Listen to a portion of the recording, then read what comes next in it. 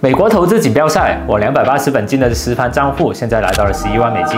上个视频讲到我在6月份的时候冲上了比赛排行榜的第1名，Yahoo Finance 和 Business Wire 等等的金融媒体也有报道。那今天来更新一下7月前2周的战况。我们先简单回顾一下时间线。5月底的时候，我拿着280美金开始做小账户挑战。6月中旬的时候，我把账户放到了2万美金，达到了参赛的标准。为了认证我的盈利，我参加了这个面向全球的美国投资锦标赛。我报名的时候是比大家晚了半年才进场的。当时第1名是一个印度小哥，没想到我在刚参赛的这个月就超过了他，来到了第1名的位置。现在7月过去了2周，做的还不错，账户来到了11万6千美金。那我们来快速看一下这2周我都做了些什么。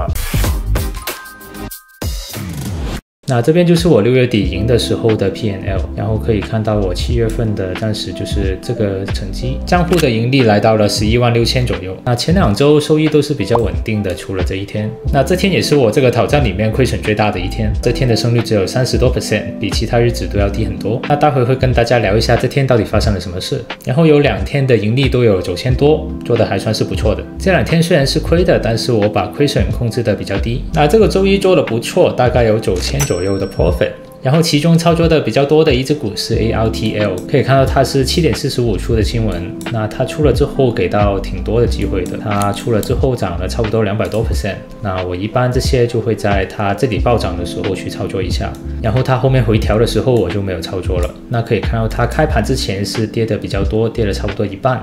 那它开盘之后量也不多，这种我一般就不会碰了。然后周二这天就是亏的比较多的一天，算是我现在挑战里面亏损最大的一天。那如果只看这个图的话，可能跟之前的股可能差不多，你可能觉得它是出了新闻之后一直涨，然后涨了200多%。但是当我们操作起来的话，它的价格行为对我来说跟其他股是有点不一样的，这样就会让我更难去预判它到底会有什么样的波动。那我判断失误的时候就会有亏损了。比如说可以看到盘前这里，当它出现一些很大的突破的时候，它往往会出现一个很大的一个回调。那这种位置对于我的策略来说的话，就会是一些比较危险的位置了。比如说开盘这里也是，那最后在这只股亏了4000多，到了周五的时候赚了9000多。那这天主要操作的是这只 HOLO， 那它是盘前8点15分出的新闻。那可以看到它出了之后先往上拉了60多%，然后又跌回来了，但是后面慢慢价格又回到顶部。那这只股虽然波动没有刚刚说的那些股那么大，但是因为它比较好去预判它的价格行为，所以我就可以用大一点的 size 去操作，这样也可以赚到我们想要的 profit。所以在这些股波动不一样的时候，我们也要调整我们的 share size。那最后在这只股赚了7500多，然后也在其他股赚了一些，所以最后就搞到了9000多。虽然我现在名列前茅，但是还不能高兴得太早，比赛还在继续，大家可以持续关注一下这个比赛的系列，看看我能不能守住这个位置，冲刺年度总冠军。